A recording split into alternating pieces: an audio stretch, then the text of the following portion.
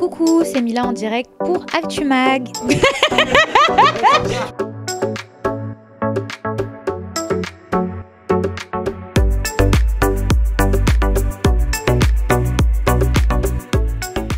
Je m'attendais pas à ce qu'il y ait autant de personnes en si peu de temps.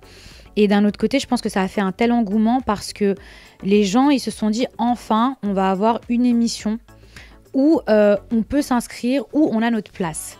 Et c'est vrai que chaque année, les Miss France, même si je suis là pour dénigrer aucun autre programme, c'est très difficile. Moi, par exemple, autour de moi dans la rue, je vois très rarement une fille qui ressemble à une Miss ou qui est Miss, une fille qui fait 1m78, qui a 19 ans. Je vois plus des gens comme ma sœur, ma tante, mes copines, mes followers. Et du coup, je pense que ça crée beaucoup d'espoir où les gens se sont dit « Ah, enfin, une émission à laquelle je pourrais m'inscrire où j'ai ma place ». Donc c'est ça qui a fait qu'il n'y avait pas de critères, que ce soit de beauté, que ce soit de taille, il n'y avait pas tous ces standards qu'on peut retrouver dans les castings en général, dans les concours de beauté. Et au contraire, en fait, il y avait vraiment tout le monde qui pouvait s'inscrire.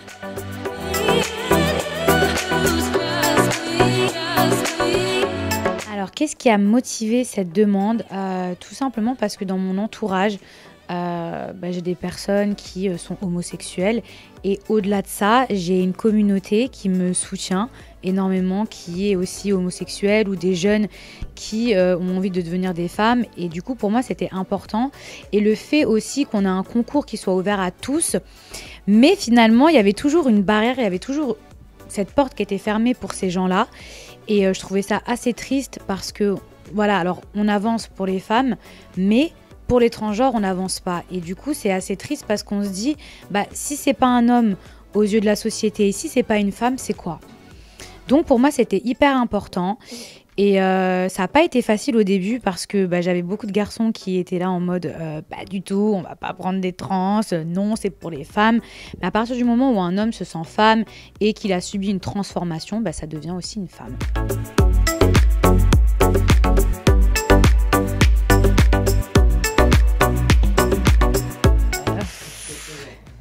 Non, question piège, mais après, comme c'est pas moi qui tranche par rapport au jury, mais la Miss idéale, j'aimerais déjà que ce soit quelqu'un qui ait galéré dans son parcours et qui se rend compte de la chance qu'elle a et qui se dise, c'est cool, en fait, je le mérite et je me suis battue pour ça. Parce que j'ai rencontré quelques candidates et c'est vrai qu'elles ont des parcours assez durs, assez difficiles. Et moi-même, j'étais là, oula, je me plains souvent, mais finalement, je suis très chanceuse. Et c'est des femmes fortes avant tout. Donc après, c'est pas à moi de choisir, même si c'est une fille qui n'a pas forcément un passé douloureux ou quelque chose.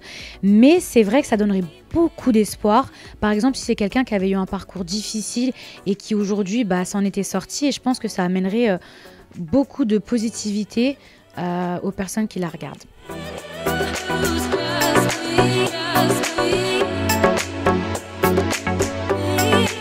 Alors, j'ai beaucoup de choses en cours. Il y a pas mal de choses, c'est en pourparlers, c'est en négociation. Mais dans ma vie privée, je suis en train d'écrire un nouveau livre.